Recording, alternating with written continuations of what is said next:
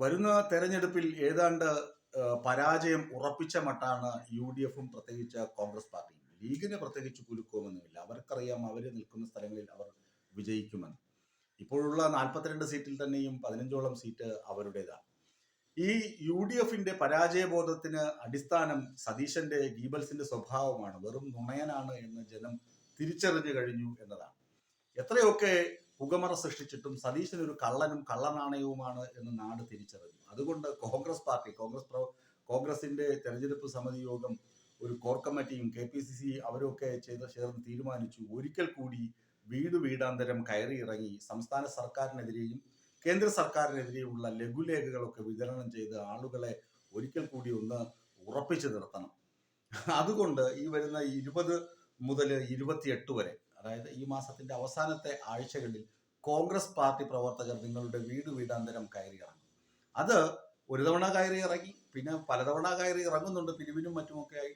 ഇത് പരാജയം ഉറപ്പിച്ചതിന്റെ തെളിവാണ്. കാരണം അവർക്ക് അറിയാം, അവർക്ക് ഭൂരിപക്ഷം, ഇപ്പൊ ന്യൂനപക്ഷം ഒക്കെയും അവർക്കൊപ്പം നിൽക്കുന്ന സാഹചര്യം ഉണ്ടെങ്കിൽ പോലും ഏറിയാൽ ഒരു 16 20 സീറ്റുകളിൽ മാത്രമാണ് UDFിന് വിജയിക്കാൻ സാധ്യത. അങ്ങനെയാണെങ്കിലും കേവല ഭൂരിപക്ഷത്തിലേക്ക് എത്താനുള്ള സാധ്യത മങ്ങുന്നുണ്ട്.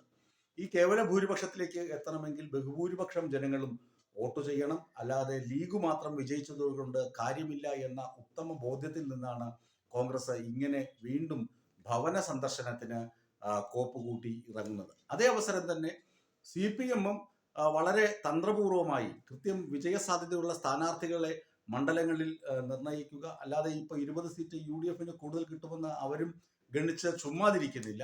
നേരത്തെ തുടർന്നു വന്ന ഭവന സന്ദർശനങ്ങൾ തുടരുന്നുണ്ട്.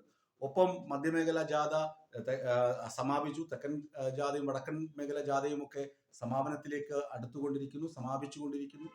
ഈ ജാഥകൾ പൂർത്തിയാകുന്ന മുറയ്ക്ക് ഇടതുമുന്നണിയും ഇത്തരത്തിലുള്ള പ്രചരണങ്ങളൊക്കെ തുടർന്നു പോകും.